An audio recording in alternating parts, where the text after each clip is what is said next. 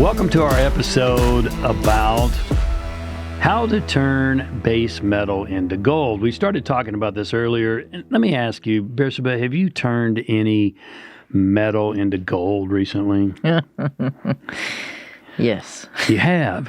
Now, wouldn't you love to have a husband or a wife who was able to do that? And did you make bars or jewelry, or what exactly did you make? I made multiple bars. Yeah, multiple bars of gold. Actually, that's a metaphor. True alchemy is not about literally turning base metal into gold, even though that would be nice. That would be so nice. It would be so nice. Sometimes we need it worse than others. But that's a metaphor for doing what, Bersabeh? For taking us something that's of low value and transmuting into something of high value. That's right. Or we could say it's about evolving a low level of consciousness into a higher level of consciousness. Or the higher self, which there's a lot of different names for the higher self. What are some of the names of that degree of consciousness? Of higher self? Your soul? Your soul? How about Christ consciousness? How about Supreme Buddha mind? And that's really what alchemy is all about, is raising to that level that all great teachers and sages and prophets have encouraged us to rise ourselves to since the beginning of time. True. Now, Bersabeh, is there any quick fix to making this happen? No. Is there any magic pill to making this happen? No. No. Unfortunately, not. Sorry to burst your bubble if you're looking for something really quick and magic, because it takes a lot of time. It takes a lot of work. In fact, lots of it. And that's why so few people ever accomplish it. And I know that makes sense to you. Now, in a previous episode, we suggested there are 3 steps in a process to literally turning low-level awareness, low value, into high awareness, high value. And those are clean up. Wake up. Oh, you messed it up. Grow up, and then wake up. Actually, wake up is one of them, but it's important that they go in that order. Clean up, grow up, and wake up. And why is it that you have to grow up before you can wake up, Bersabeh? Well, because you have to grow up and take responsibility. That's right. I mean, you have to become a human being. You have to become an adult before you actually wake up. And you might think that's just a biological given, but it's not. No. It's a biological given, maybe potential. Physiologically to some degree, but mentally, emotionally, spiritually, not so much. So clean up, grow up, wake up, and they have to happen in that order. Now, let's begin a discussion today briefly about specifically what cleaning up is about. In the mystery schools, it states that you must clean up starting with your physical body. That's first. Then you have to clean up your mental body. Then you have to clean up your emotional body. And finally, your spiritual body. So, as we said, there's no quick fix, there's no magic pill. But let's at least begin to address today your physical body. And we might not get finished with cleaning up today because it consists of many, many things. But the very first thing that you must clean up physically are toxins. A toxic body will never fully function, and you will never fully have functional thoughts and feelings. True. Why is that, Bersabeh? Well, because you're toxic. Yeah, obviously. but be more specific. Why aren't you able to do that? Well, because you can't think right. You don't think straight. When your body's toxic, you're tired all the time and you're thinking thoughts that, you would only develop with a toxic body because it causes you to be depressed or creates anxiety, all those kinds of things. It literally creates garbage in your brain. And so while the mind is different than the brain, the mind operates through the brain.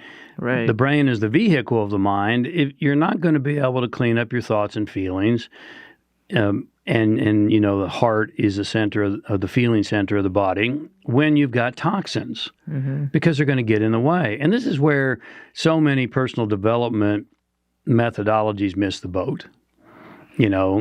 Change your thinking, change your life. Well, not so fast, because it's going to be really hard to change your thinking if your body is toxic. Hopefully that makes sense to you. And so there are a lot of different toxins that you can obviously put in your body. Some are avoidable. Some, quite frankly, in today's world are not so avoidable. So if we know there are some that are not avoidable, things that are in the atmosphere, things that we're bombarded with, things that we're ingesting through our food sources and our waters, et cetera, then it makes it even more important that we pay strict attention to the things that are avoidable. And so what, generally speaking, are the first things you should remove, Bersaba, from your body, from your daily routine? Well, it depends. If you're someone who's a smoker, for example. Tobacco. And I'm talking like real cigarettes, not, what are they called, vapors? Actually, vape is worse. Well, they are worse. Yeah, anyway. Can you talk, since that came up, why are they worse? Well, because there's more chemicals in them, and apparently there's a lot of metals. Heavy metals and vapors, which, if you're going to smoke a cigarette or you want to smoke cigarettes, I would say smoke the cigarette rather than vape is probably better for you. Yeah, and the only reason we say that, we're not advocating that you smoke cigarettes, but we've heard people tell us, well, I'm going to stop smoking, but I'm going to vape. Yeah, that's worse. Because it's better. It's actually worse. So toxins, remove tobacco. What else? Well, if you drink alcohol, it's not good. Alcohol. These should be self-evident, but they're not. And this third one, it's a big one. It's not as self-evident because there's so many people saying, "Oh, it's good for you." Yeah, but it's the hype. Think about it. Back in the day, there used to be commercials about. Well, tell them what it is first. Before you go in. Yeah. You're right. But marijuana. Yeah. So back in the day, doctors used to make commercials about how smoking is good for you, and pregnant women should smoke, and everybody should smoke. And now, oh my God, it's not so good for you. Creates cancer. Yeah. Well, they haven't done the same thing with alcohol, which they should. They probably will at some point. And now they're trying to do that with pot, marijuana. And, everyone who used to actually illegally purchase pot back in the day, I was one of them. And you had to sneak around to smoke it. Yeah, that it's ultimately not good for you because it does not make you feel good. And it sure as heck doesn't help you recover from that. That is the biggest lie I've ever heard. Anyone who smokes pot on a regular basis knows that it does not make you feel good. You can't remember things. It makes you lazy. You don't have that drive. You wake up foggy. I mean, you know. And I also understand that now that it's come out and they're saying it's okay, you're like, it's okay. It's okay. It's not okay. I get it. And, long term, deep down inside, that it's not good. It's not okay. I'm going to take a drink of coffee. Yeah, it's okay. Keep going. I'm done. I'm just saying everyone who deep down, sooner or later, you're going to have to stop. Or else life is going to make you stop. But here's the thing. How many times do we hear people say, "Oh, I can stop anytime I want"? Oh yeah? Really? Go for it. Do it. Do it. Someone who smokes on a regular basis for long term, you cannot just stop. It is actually quite hard to quit. It's quite addictive. Very hard. It's very emotionally. It's a battle, and it brings tremendous anxiety when you quit. But let's. It brings tremendous anxiety if you continue to do so for years. I'm talking 10, 20 years, and there's people out there. I mean, okay. Can you tell she has a dog in this fight? She has a dog in this fight. Because I used to be an ex-addict. So here's the thing. Look at perfect example of what someone would look like long term if they smoke pot. Look at Snoop. Who wants to be that? I mean, he can barely walk or keep his eyes. I mean, really? I mean, that's your future right there. And I'm sorry, money does not give you importance, okay? No. There you go. I'm done. Thank you, dear. You're welcome. Thanks for your brevity. So, I had some coffee today. Yeah, she had some coffee. Tobacco, alcohol, marijuana, those are the obvious ones that need to be removed. Toxins from your body. Let's talk about... And then you get prescribed medications. Okay. Adderall. But hang on. Okay. All right. Yeah, let's take that coffee away from you. No, it's okay. So let's talk about cigarettes and why they're deleterious, detrimental to your body. They're filled with chemicals. We already told you vaping is even worse, heavy metals in vape. Cigarettes numb you out to life. Okay, hold on. I do have a dog in this fight. Okay. Yeah, she does. So here's the thing. She used to smoke cigarettes too. I used to smoke cigarettes. I smoked them for 24 years. I'll be back in a few just minutes. leave. I got this. So here's the thing. I love how people who don't smoke, but they drink and they smoke pot and many other things. And then when they find out a person smokes, they're like, oh my God, that's disgusting. I can't believe you do such a thing to your health. Well, first of all, I like you to take a person who's a smoker and someone who's an alcoholic. Whose body looks more jacked up? It's the person who's the alcoholic, and even a pothead, okay? Take a pothead, take Snoop, and take someone who just smokes cigarettes. You can't even compare the two together. That's all I'm saying. I'm done. Okay. So we're talking about toxins. All of them are horrific for you. And yeah, none of them are good. The science and the research proves this. Again, let me go back to cigarettes before I got her on her soapbox. Cigarettes numb you out to life. They suppress, this is big, unresolved emotional issues. Yeah. They suppress those, and you have experience with that too. Yes. And that's why I smoked them. That's right, to avoid them. Right. To suppress them. In addition to causing cancer. So that's just a couple of things on cigarettes. Let's talk about alcohol. Alcohol kills brain cells. Yeah. That's a well-known fact. Studies in brain morphology prove that it atrophies alcohol. Every time you drink alcohol, it atrophies the executive center of your brain. And your liver. Yes, exactly. It kills the microbiome in your gut.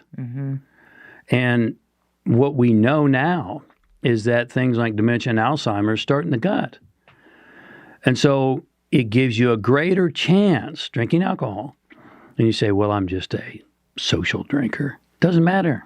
Yeah. It really doesn't, because that gives you, even those social drinks, even a weekend once in a while, has the same effect on the executive centers of your brain. It kills brain cells.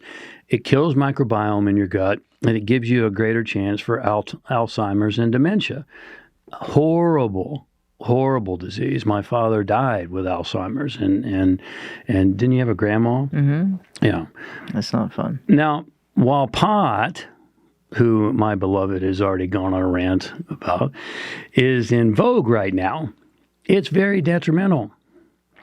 Now, there are those who like to argue that there's benefits, but the reality is it's highly addictive. Well, it's highly addictive. And unless if you're actually really sick and it was what maybe a best thing for you to do, other than that, you're making excuses to do something because you're trying to escape some kind of pain or not to look at your own issues. It's an effect of whatever your cause is making you go after it in the first place. So you have to lie to yourself. I get it. And please remember, what we're talking about here is transmutation, taking low value and transmuting it into high value, taking low awareness, transmuting it into high awareness. You're not going to get there when you have these kind of toxins in your brain, not the least of which reasons is that you're running from the things that eventually you have to confront. And if you don't confront them, and you like me know that you use these things and it might suppress for the moment, but the minute they wear off, those issues come right back. And then you got to use it again and use it again. Just like alcohol, this is not that widely known, is that pot, marijuana atrophies the executive center of the brain as well. It does. And in fact, Dr. Daniel Amen, who has conducted, he's a psychiatrist, and he's conducted massive amounts of brain imaging, has proven that please listen to this, every single quadrant of the brain functions at lower levels for those people who smoke. And it's not just while they're smoking. Every single quadrant of the brain functions at lower levels for people who smoke. Pot? Yes. Oh, well. Right. And finally, new research from Stanford University has found that those who smoke pot, here it comes, have a greater likelihood of heart attack because it constricts the arteries. Yeah.